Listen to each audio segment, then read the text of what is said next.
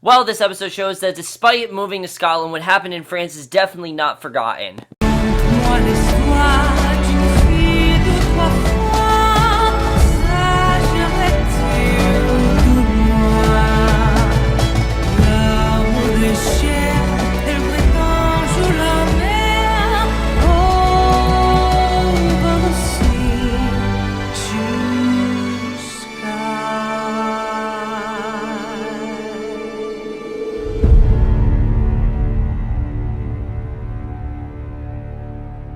Hey guys, Cameron for Outlander, Season 2, Episode 11, Vengeance is Mine, and what an episode, oh my god, I mean, this really was crazy. Probably the craziest episode we've had since Faith. I mean, last week's episode was definitely crazy. It was a great beginning to the war, there were some great combat scenes, but not to the extent of this episode. This episode, I think, is right up there with Faith, definitely tied. This episode was incredible. There was some very deep revelations, and definitely some long-lasting conflicts are finally put to an end in this episode, and I really did love that, but let's just get into it because there was a lot to talk about. A lot actually happened in this episode, and a lot's been happening, but probably more than usual, and that's something I really loved. Definitely one of the best episodes of the season, but let's just get into it. We start off at a Jacobite camp where Claire's voiceover is telling us that the army had moved south since the win at Prestapans. They gained artillery, and they're taking control of the garrison of Carlisle. Now, obviously, you know, the last 4 episodes are focusing heavily on this battle, but that support from those in the lowlands of Scotland and northern England had not come to aid, and they were waiting instructions from Prince Charles. We see Claire looking at Murtaugh and him struggling with no knowledge, and again, we know that Murtaugh kind of feels out of place. He feels like he doesn't really know what's going on, and she then goes back to her work of dentistry, or mainly pulling teeth, which, again, is the perfect job for Claire to do. We definitely do see that here, and it's great to see Claire back in her element. You know, she's been kind of distraught the past couple of episodes, but it's great to see her in her element, doing what she does best, and I really love seeing that. So the Bonnie Prince is behind closed doors with his generals, advisors going over the best course of action to continue on to London or to turn back, because really they don't know what to do. Should they go to London or should they just turn back? And Lord General George Murray thinks that they should turn back, and the Prince thinks that they should continue on. And basically, Charles asked Quartermaster John O'Sullivan what his opinion is, and O'Sullivan states that even though he and Lord General Murray usually disagree, he agrees with him on this, that turning back is the right thing to do, because going to London is just going to create more problems. And again, I think this really just shows how out of place Charles really is here, and how he really doesn't have his loyalty to Scotland. I really do feel that he's going to end up betraying them, and this takes Charles by surprise. You know, he really thought that Lord General Murray would be on his side, but he's not, and Jamie steps forward to give support for the Prince, making Lord General Murray protest being challenged by a junior officer. Jamie retorts with, what about the Prince's decision to march forward so they can take London? They argue over the logistics of not knowing whether the 3 British armies are that stand between them and the goals of the city. Jamie saying they are unlikely to run into all 3. If they stay cautious, they can make the 5-day journey, and Murray agrees that just the vast number of men, over 30,000 may I add, that the British have, that if they even meet one of the 3, would severely cripple their low number of barely 5,000. You know, they don't even have the number they had, 3 million, not 30 million actually. They don't even have million, they only have 5,000, and Jamie argues that the risks are those risks of war, and really they need to be careful because they know how dangerous the British Army really is, and even though they've won, they need to make sure that they stay winning. There were a lot of casualties along the way, as we know, one of them being Angus, and they don't want to lose anyone else. And that's something I really like, is that they definitely, you can tell that this has obviously really affected them, but it's also really motivated them. It's made them a lot stronger, and I think really made them realize how dangerous of a situation this really is, and really what, you know, kind of peril awaits them. Angus is only the first to fall, and they're definitely is more coming. You definitely get that sense throughout this episode.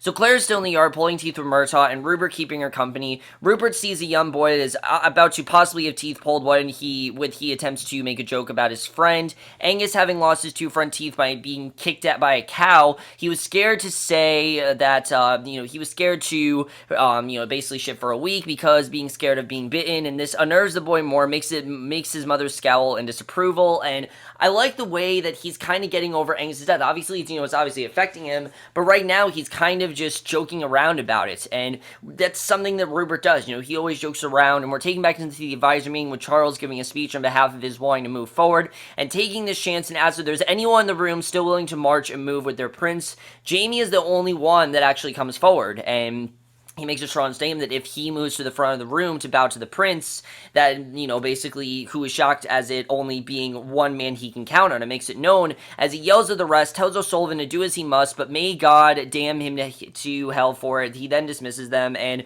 I think Jaime's thinking is that he needs as many men as possible, and even someone like Prince Charles, who isn't on the same level as them, definitely, he doesn't think the same way as them, he is on their side as far as he knows, and I'm really hoping this isn't going to bite in the ass, because I don't trust this guy. Just the way he talks, the way he acts, he just seems really not on their side. It really seems like he's against them, and out of all the characters, he seems like the one that is most likely to turn against them. You definitely get that sense here. So back out in the courtyard, it is the young boy's turn to see Claire. He refused to receive treatment, and she scolds Rupert, asking him what he said to him. And the boy stomps out of the building behind them with Murray and O'Sullivan, quick on his heels, attempting to get him to turn around. Obviously, Rupert, he didn't hold back. It's obviously, that's... And I like the way that he's using, that, sort of dry, sarcastic wits as his grief for Angus, because obviously Angus died, but he's not really showing in the way you think, and I think it was a really realistic portrayal of grief. The prince then stops out of the building behind them with Murray and O'Sullivan, quick in his heels, attempting to get him to turn around. He continues on without acknowledgement, and Jaime comes to join Claire and the rest of the Lallybroch men who have gathered around, and Jaime apologizes to Claire and says that the prince does have a fighting man's heart and that they can trust him, and Claire attempts to console him with the fact that if they had been able to actually take London, then they wouldn't have been able to hold it. And Jaime was thinking if they did march to London, then that would change history. And so in the future, her history books would be different. And they need to make sure that they don't do that. And the Lallybroch men ask Jaime if it is true that they are turning back, and he lets them know it is in fact true, and he will see that all of his men that he will see all the men safe back to Lallybroch, Claire safe no matter what happens. And we know, of course, they don't want to change history, because one change and they could really just change the world forever. And really, there are those what if scenarios that you don't want to think about, but they could make one of those what if scenarios happen, and really changing things will just make things worse. And I really did like that. And even though they are trying to change things in this way, they want to change the right things, and this is something they don't want to change, and that's something I definitely really did like. So that evening, Jaime is standing over sleeping Claire. He prays in Gaelic for the Lord to watch over her and any children that she may be able to have, to keep her safe from harm. He snuggles into bed with her. She wakes and asks what he was saying, and he tells her it was nothing he wants to share with her while awake, because it would seem silly.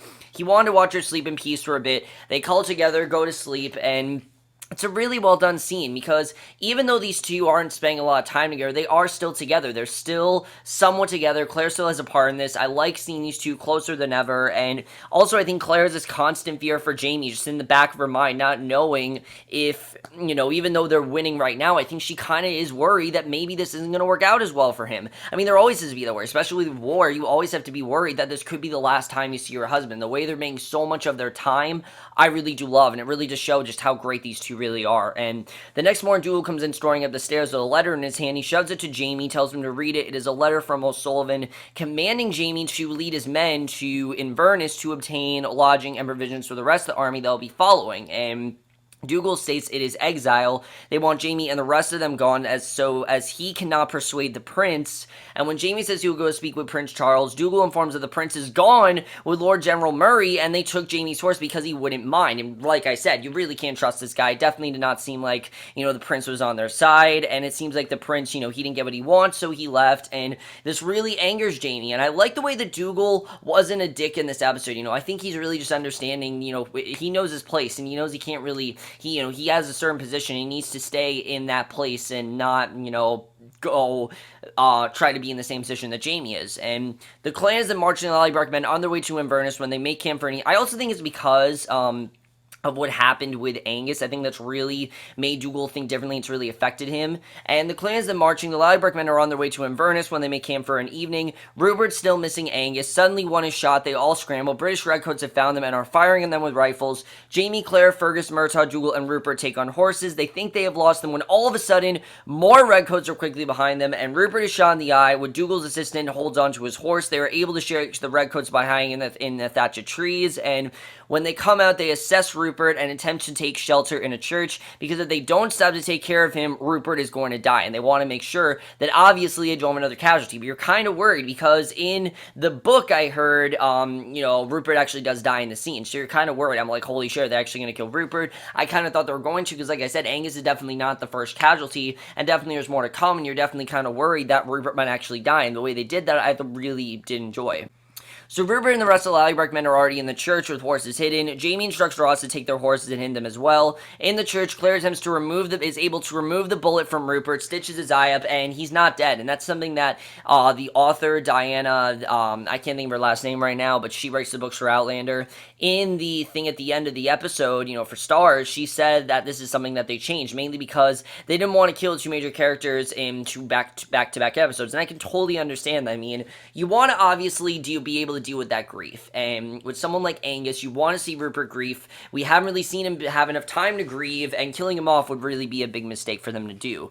So, especially this early in the episode, and Dougal, Jamie, and Murtaugh are attempting to determine what a light is that is outside, when all of a sudden separates into multiple torches, and the Redcoats, they realize have found them, and it's a really scary situation. They have Ross and the horses, and are saying if they don't come out and surrender, they will torch the roof of the church with this flammable, and will go up quickly, and they're really terrified because up to this point, they were doing fine. They seem to be leading, and they seem to be winning the war. And the men go back and forth for a moment on what they will do. Dougal wants to fight. Jamie wants to go out and turn himself in so the rest can hopefully get away with it as exchange, because if he leaves, that really shows how much of a true hero Jamie is. And basically, Claire he really isn't sure what's going to happen here. And Dougal reminds him that he is the wanted Red Jamie, and he will hang this time, and he's going to be, killed. If he does this, he's going to be killed, and he needs to realize that, and there will be no getting out of it. Claire, seeing these two aren't going to agree, decides to take matters into her own hands and screams for help, someone save her. Even though Jamie is furious, she wants him to use her so the church won't be fired on,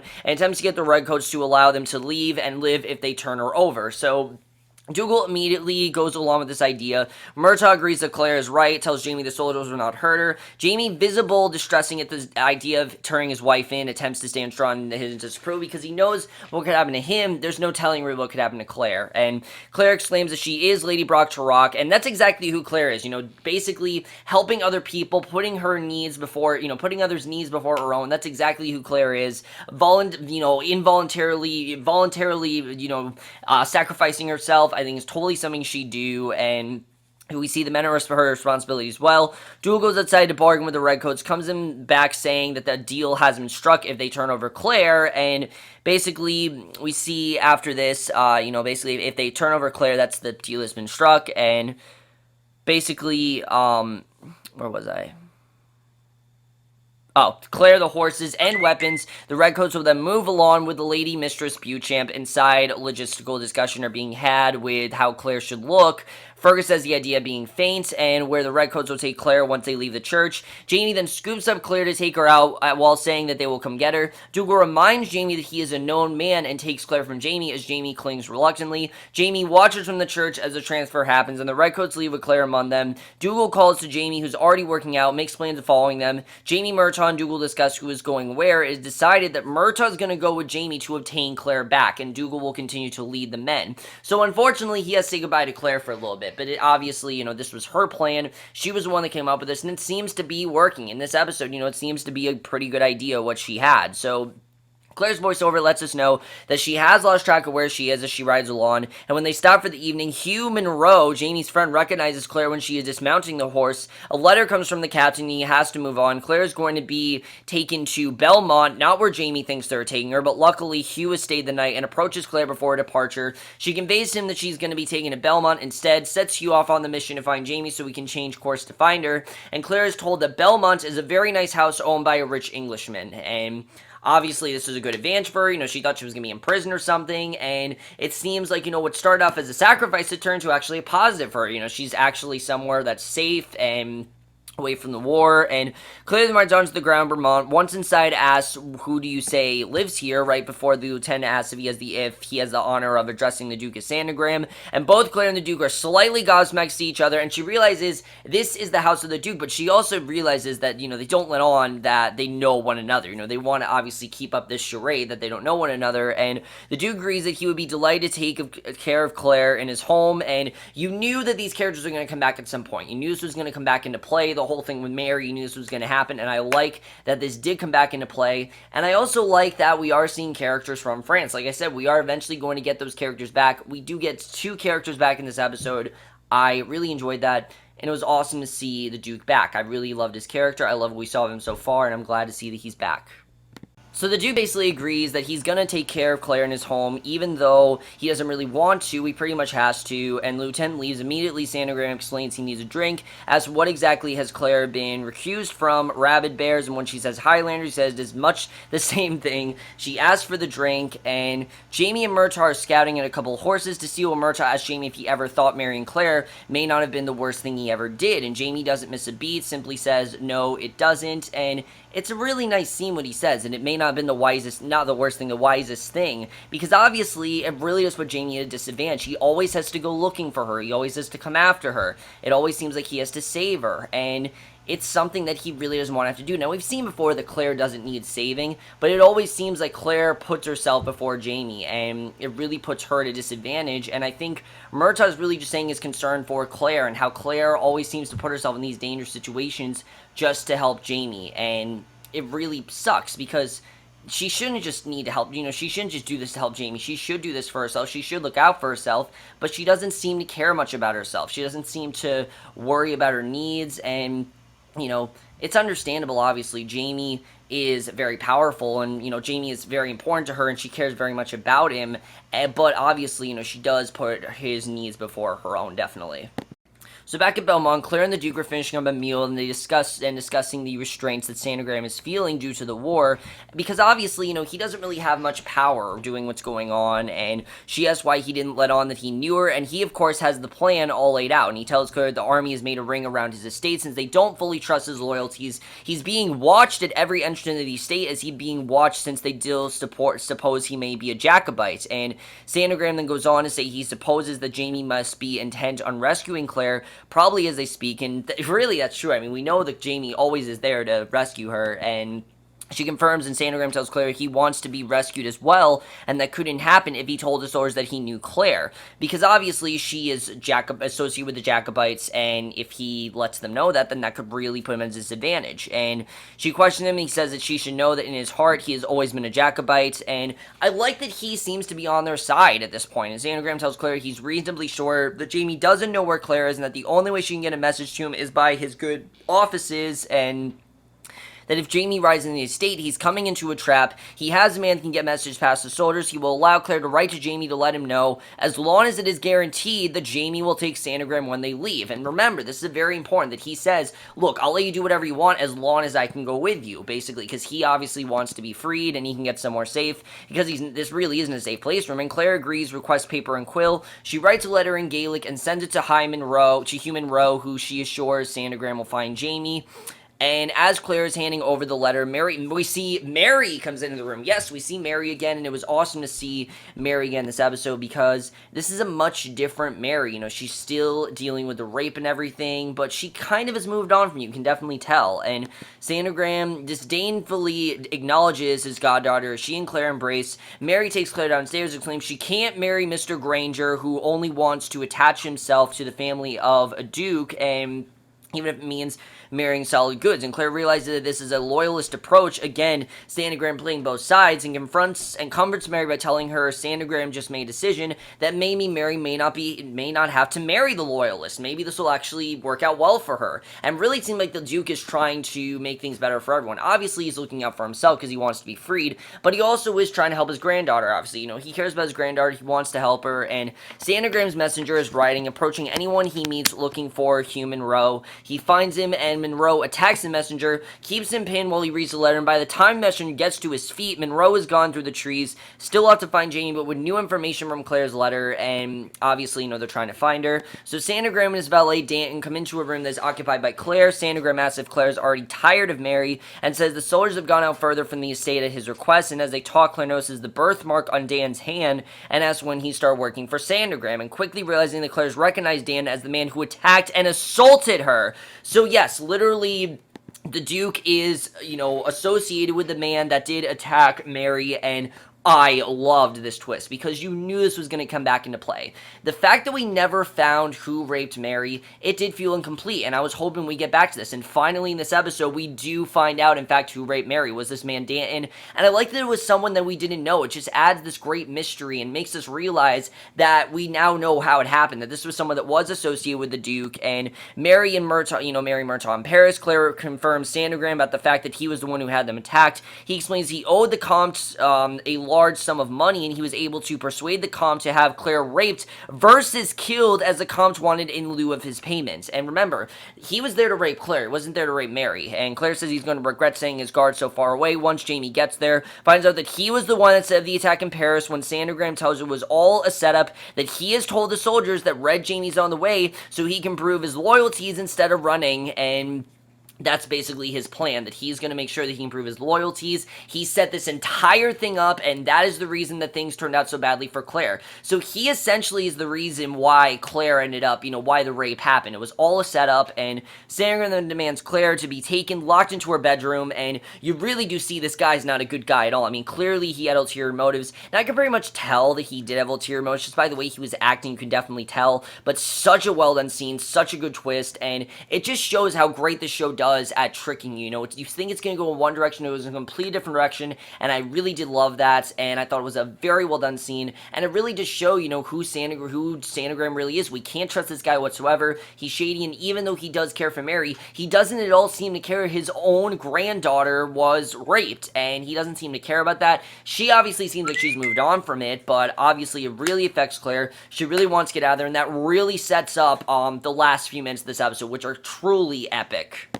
So Hugh has just come across Jamie and Murtaugh, delivers Claire's letter to Jamie. They attempt to decipher the letter, finally figure out that she has told them she is in Belmont with Sandergram and is surrounded by soldiers. Claire's in the bedroom looking out the windows when she sees Hugh Monroe running over the hill toward the estate. Just in time, Mary comes through a corridor hidden beneath a wall, asking why Claire is locked in, and Claire attempts to inform Mary what's going on, and that Sandergram set up a trap for Jamie, and that she needs Mary to go down and inform Hugh it's a trap, and Claire agrees to take Mary and says she's going through the kitchen. Claire makes it down to the kitchen, only to come across on Sandergram, who's sitting by the fire and they're eating, and just the look on Sandergram, I mean, this guy I think is just as creepy as Jack really is. The difference is that Sandergram is more of a look guy, he's not more of a do guy, he's more of a look guy, while, he's the one that sets up things, while Jack actually executes them, and they're very much in the same kind of way, and I think they did that really well here. Remember that horrifying scene in season 1, episode 8, when Claire was almost raped by Jack? This is just as terrifying because you can tell what Sandergram is capable of and what he wants to do and what he can set up.